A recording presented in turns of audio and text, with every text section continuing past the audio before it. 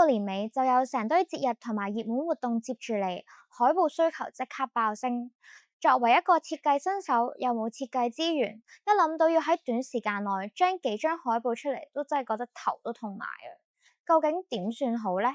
但係唔使驚，有咗 Copilot Chat 之後，就可以幫我哋 gen 到一張啱用嘅海報。今日就教大家一個超實用嘅 tips， 等 AI 喺30秒內 gen 到一張好搶眼嘅海報，等同事一見到都讚不絕口。打開 Copilot Chat， 好似同設計師溝通咁，將你嘅要求講得一清二楚。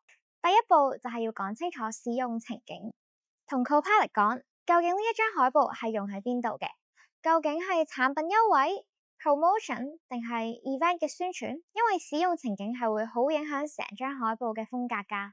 第二步，明確咁樣講你想要嘅畫面，將你想呈現嘅視覺元素全部都講晒出嚟，譬如話好山好水再加新年燈籠，或者科技感再加未來城市。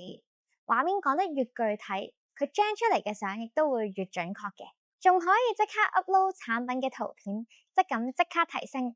第三步就係定好文案，將主標、副標同埋活動資訊全部都等俾 Copilot， 咁佢就可以幫你炮製亮點金句，即係我哋話嘅 tagline 啦。第四步，定好尺寸，你係想要方形嘅 post， 定係可能要一個橫向嘅 banner 呢？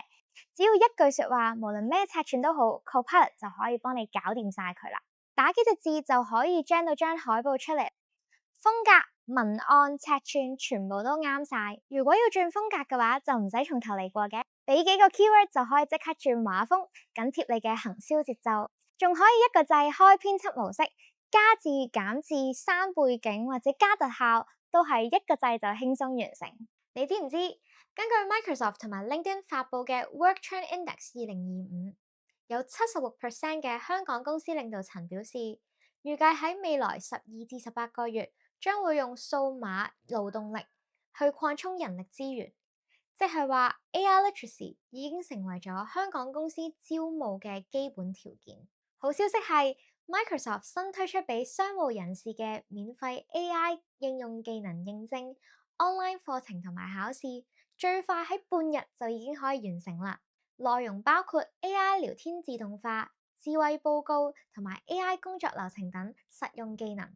無論你係 marketing、sales、行政定係管理相關嘅職位，2026年 AI 已經係每個人必備嘅競爭力。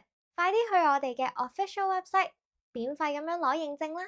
由唔知點落手到一個掣就 gen 到張海報出嚟，有咗 Copilot Chat， 連新手都可以 gen 到一張專業級嘅海報。快啲關注我哋 Copilot 嘅打工仔日記，我哋一齊解鎖更多高效率嘅辦公秘技。